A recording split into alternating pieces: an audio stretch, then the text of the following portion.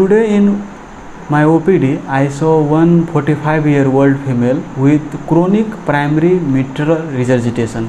What do I mean by primary is that she did not have any dilated cardiomyopathy or any other secondary causes of mitral regurgitation. She did not have any symptoms. She had done echocardiography and it was showing there was severe mitral regurgitation with left ventricular ejection fraction of 55%.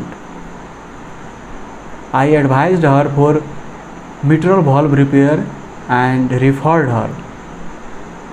So one medical student sitting by my side in OPD asked me, why are you advising her for mitral valve repair?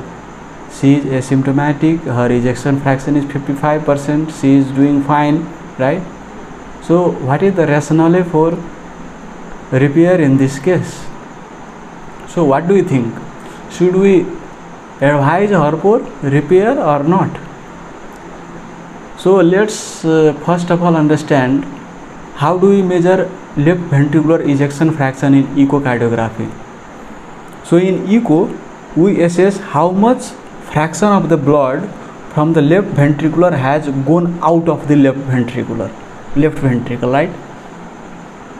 So if there is severe mitral regurgitation and among the total blood contained in the left ventricular, let's say 70% is going ejected into the left atria and only 30% is going into the aorta, right?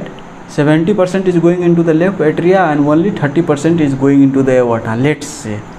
So you will see ejection fraction is 65%, right? But why it is 65%? There is high output from the left ventricle, right?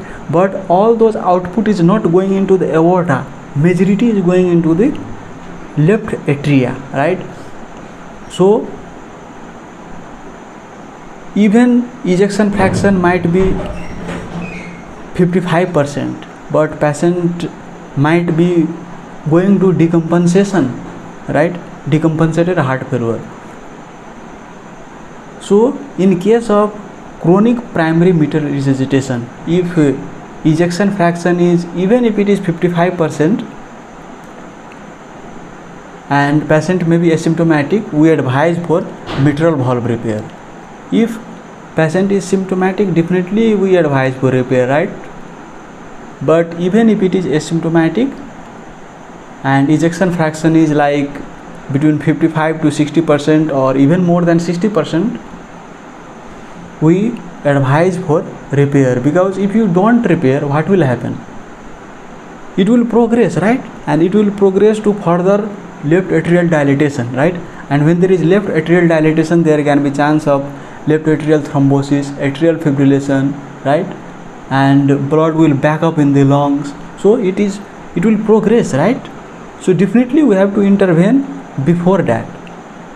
So that is the rationale for mitral valve repair. Even patient is asymptomatic and ejection fraction is 55% or 60%, right?